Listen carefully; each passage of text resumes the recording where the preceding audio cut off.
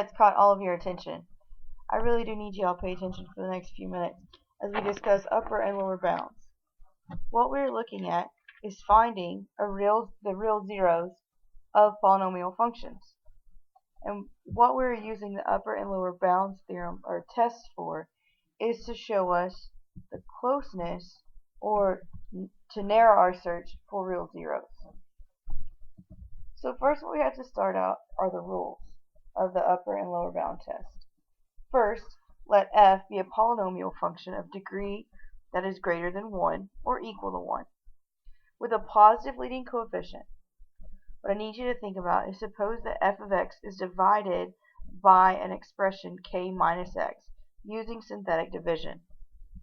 If your k value is greater than or equal to 0 and every number in the last line is non-negative, meaning it's positive or 0, then the k is an upper bound for the real zeros of f. If k is less than 0 and the numbers in the last line are alternately non-negative and non-positive, then k is a lower bound for the real zeros of f. So let's look at the example. Prove that all of the real zeros of f of x are equal to 2x to the power of 4 minus 7x cubed minus 8x squared plus 14x plus 8 must lie in the interval between negative 2 and 5. So first thing that we're going to do is we're going to do synthetic division with the coefficients of that polynomial and 5 because we're going to determine if we have an upper bound. So now we're just following the steps of synthetic division.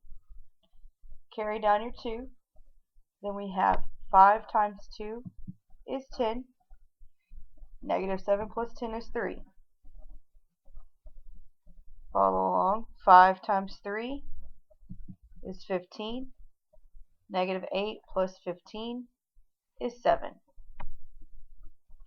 Then we move to 5 times 7, which gives us 35. 14 plus 35 is 49. And lastly, 5 times 49 gives us 245. 8 plus 245 is 253. So now we look at that last line. The last line is 2, 3, 7, 49, and 253. Remember for our rules, for this 5 to be an upper bound, we would have to have every number in the last line be a non-negative number. And if you look, all of those are positive numbers, so this is actually an upper bound.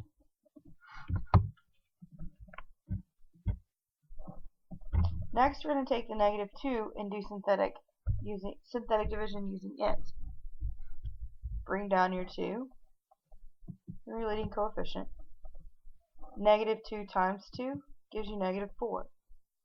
Negative 7 plus negative 4 is negative 11. Negative 2 times negative 11 is 22. So negative 8 plus 22 is 14. Negative 2 times 14 is a negative 28. So 14 plus a negative 28 is negative 14. Lastly, negative 2 times negative 14 is a positive 28. 8 plus 28 is 36. Now we must look at the last line. Here we have 2, negative 11, 14, negative 14, and 36. If you'll notice, those are alternating between non-negative and non-positive numbers. So the numbers are alternating signs, therefore negative 2 is the lower bound. So what we have is we do have the upper bound and the lower bound with negative 2 and 5.